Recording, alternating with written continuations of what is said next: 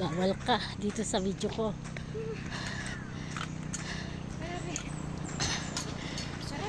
Kahit ganun na lang yung baywang natin, oh. Okay na eh. Oh, di ba? Oh, ma-achieve natin yan. Paghirapan natin. Dapat tayo iwanan ng asawa niyan. Hindi tayo na, anak ko. Baka hindi na tayo. Hoy, sumama ka. Halika. Huwag. Baka di na tayo. Baka hindi na tayo iwan sa bahay niyan. Oo. Ay, ka na nga, ano? Mm-mm. Lagi nang proud sa'yo. Oo. Proud na sa'yo yun kasi sexy ka na. Talaga. Ayun. Lagi yung ano ka na. Sabi nga, trophy white. Trophy white. Yan yung isa sa mga bagay na ano, no? Yung mga bagay na wag na nating hanapin. Lalo na Tumaba. Kasi tumaba yan dahil sa'yo eh. Mayat na pa ano. ilang taon na ba? Wag na nating hanapin. Oo. Saka ha, nung nag-umpisa naman kayo, Walang naman, Oo, di ba? mahal mo yun at sexy yun. Talaga. Hahanapin mo pa ba yun? Oo nga eh. Maraming magbabago dyan. Pasalamat ka na tumaba dahil sa'yo eh. Talaga. Oh, hindi na pabayaan sa Hindi na kusina. pabayaan sa kusina eh. Sarap. Sabi. Sarap dito sa loob maglakad. Isang buwan pa. Ito ang mukha ng Timberland.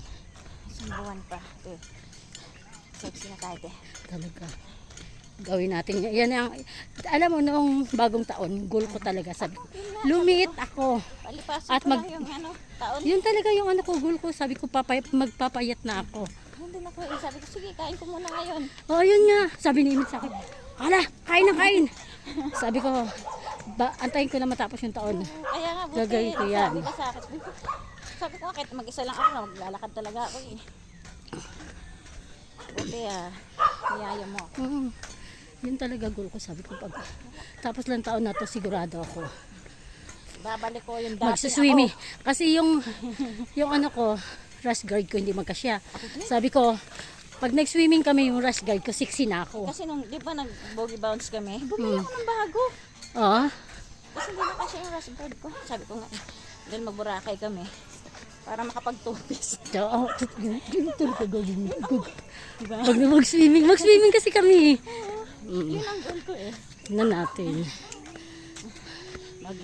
Maglaway Sila. Tatanggalan ko to ng ano, lagyan ko ng mahinang music. Oo.